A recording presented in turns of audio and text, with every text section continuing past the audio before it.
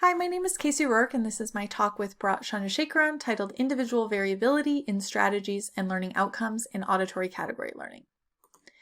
So whether we're talking about the real world or in the laboratory setting, there are often large individual differences in learning outcomes. Successful learning may come very easily for some people, but for others they'll struggle to learn at all. And while we often look at group means and grouped variability during category learning, there's substantial individual variability hiding underneath that performance. So for example, what I'm showing you here is the group mean and standard error for two different studies of auditory category learning. On the left, we have rule-based categories being learned that require selective attention to individual dimensions. And on the right, we have learning of information integration categories that require integration across multiple dimensions in a way that might involve more procedural learning mechanisms.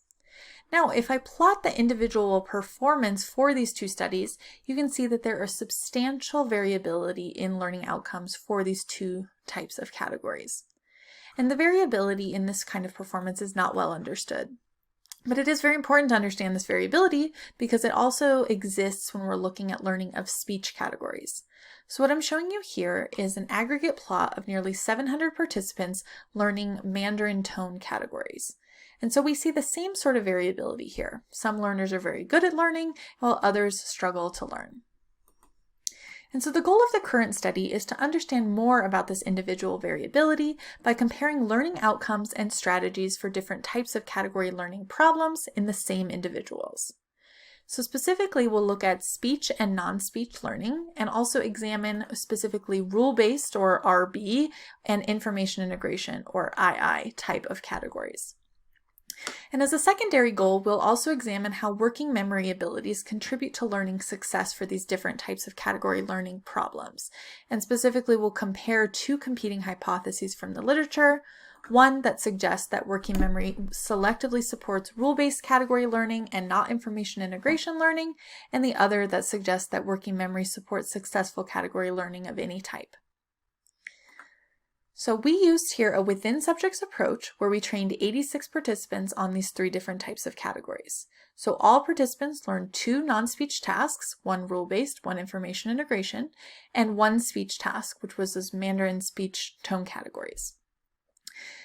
They did this in two sessions that were separated by at least 1 week. They first did one of the non-speech categories, rule-based or information integration, which was counterbalanced across participants. They then completed a measure of working memory in the form of an automated version of the operation span task. Then at least 1 week later, they came back, they did whichever non-speech task they didn't do in the first session, and then they completed the Mandarin speech category learning task. The non-speech tasks each had 500 trials split across 5 blocks, and the speech task had 240 trials split across 6 blocks.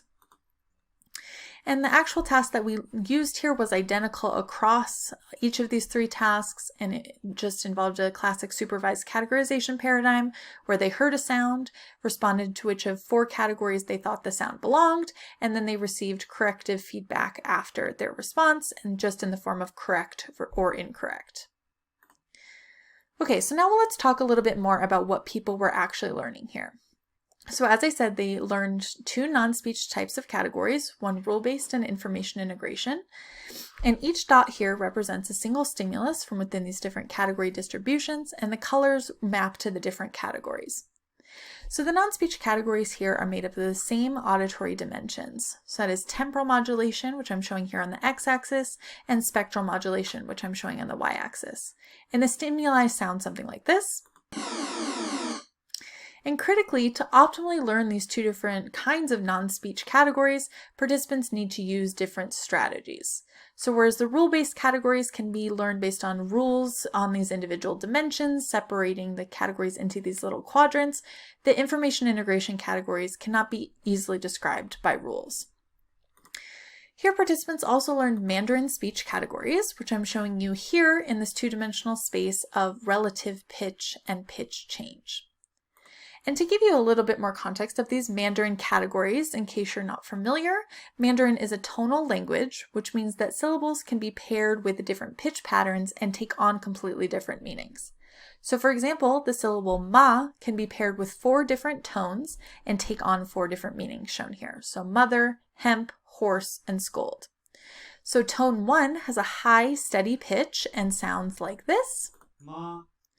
Tone 2 starts out at a medium pitch and rises to a higher pitch. Ma.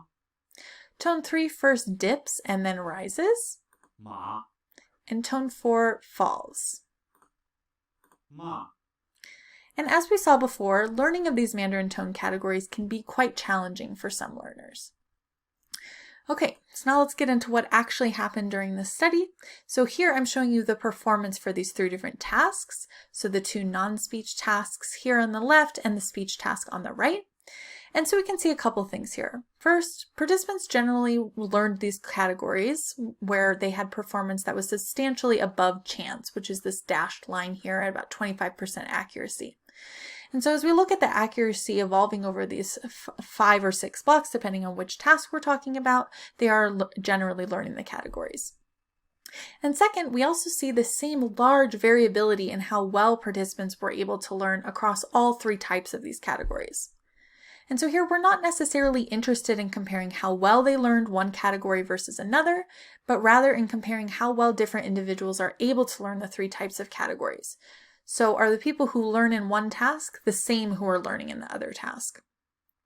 And so to understand if performance was related across tasks, we examine the final block accuracies across tasks and the correlations between the tasks. And again, that's in that final block. And so that's what I'm showing you here, the correlations in that final block accuracy for the combinations of these 3 tasks. So the 2 non-speech tasks on the left, the rule-based and the Mandarin tasks in the middle, and the information integration and Mandarin tasks on the right. And so 2 main points here. There was fairly strong correlations in learning outcomes across all 3 of these different comparisons, indicating that learners who were successful in one task also tended to succeed in the other tasks.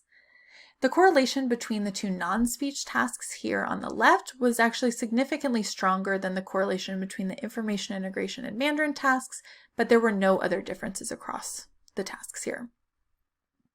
Next, when we consider what is driving the successful learning or what's supporting the successful learning, we looked at that working memory capacity measure. And so we found that successful learning was generally associated with better working memory capacity as assessed with this automated version of the operation span task, which is labeled OSPAN here. So a higher OSPAN score means you have higher working memory capacity, which again here is positively correlated with that final block accuracy for each of these 3 different tasks with no difference across the tasks. So here, working memory supported successful learning for all 3 types of categories rather than just supporting learning for those rule-based categories. Okay, so we've seen that good learners tend to be good learners across tasks and that working memory is associated with successful learning, but we also want to understand more about the different strategies that participants are using across these 3 different tasks. So in other words, how do they learn the categories? And to answer this, we applied a series of decision-bound models to each block of each participant and each task to understand how these strategies are changing within tasks, which is discussed much more in the paper, and I'm not going to go over here today, and to compare strategies across tasks. So for example, one type of strategy that learners might use, I'm going to call an explicit multidimensional strategy.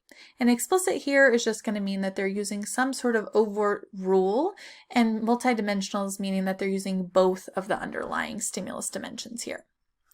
So if we take this space here, which is going to represent all stimuli that a participant might see in a given block, we can color those stimuli based on how an individual would respond.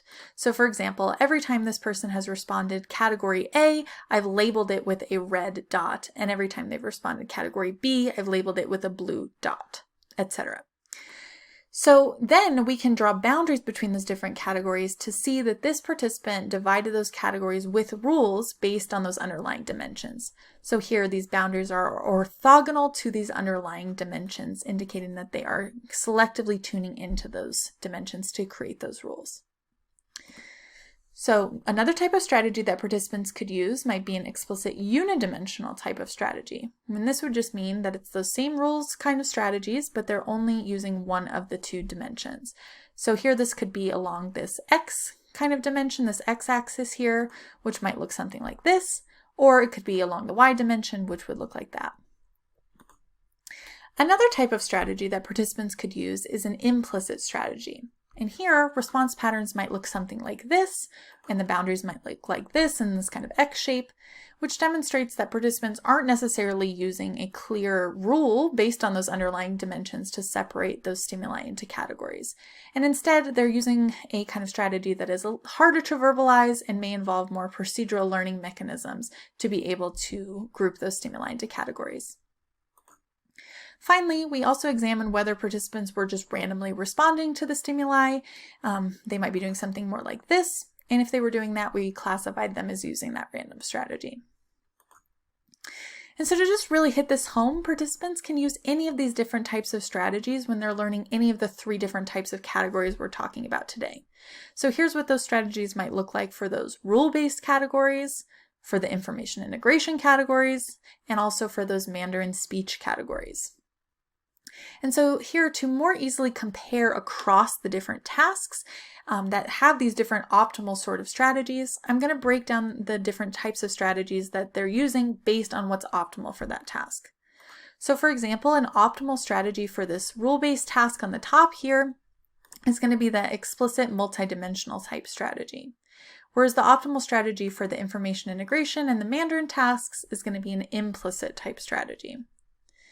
So participants can also use suboptimal types of strategies, which I'm just calling anything that's not either the optimal or a random type strategy. And then finally, we're putting random in its own category here to really distinguish between when participants are doing meaningful but potentially optimal or suboptimal kinds of things with the stimuli versus when they're just randomly guessing.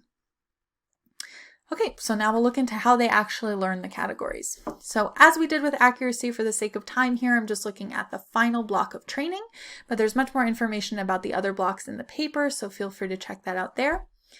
So we're starting with the rule-based task here. So what I'm showing you is the frequency of participants using these different types of strategies. So of those 86 participants, how many are using these different types of strategies? So here we see that in blue, about half are using an optimal strategy. In yellow, about half are using a suboptimal strategy, and just a couple in red are using that random strategy. Then we can look at the information integration type categories and see that there are more people here using a suboptimal type strategy and fewer using optimal strategies. But critically here, because we're looking at learning in the same individuals, we can compare their strategy use across the 2 different tasks. And so this is going to give us a sense of how well participants are able to flexibly shift their strategies across the 2 different tasks. So here, these different connections are showing you how their strategy in the rule-based tasks relates to their strategy in the information integration task.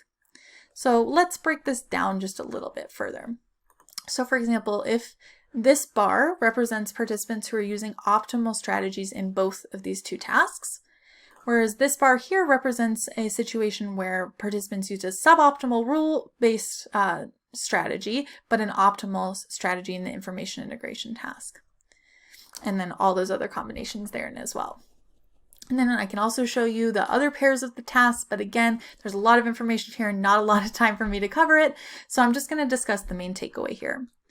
So even though the learning outcomes are related across tasks, participants often used a wide variety of strategies to learn these different categories. And so it's not necessarily the case that participants were using an optimal strategy across all the different tasks. Instead, they may have used some sort of good enough suboptimal strategy to achieve the performance that they did. And just to summarize everything that we've talked about today, we've seen that good learners are good learners across these different types of category learning tasks. We saw that working memory was related to successful learning across all 3 tasks and not just the rule-based task. And finally, we saw that learners didn't always use those optimal strategies across tasks. And this indicates that there are multiple paths to successful learning, and so we need to appreciate the individual variability in both learning outcomes and strategies to understand more about what's going on during category learning. And with that, I really want to thank you for your time and also thank the resources that have supported this work. Our contact information is here on the screen if you'd like to get in touch. Thank you very much.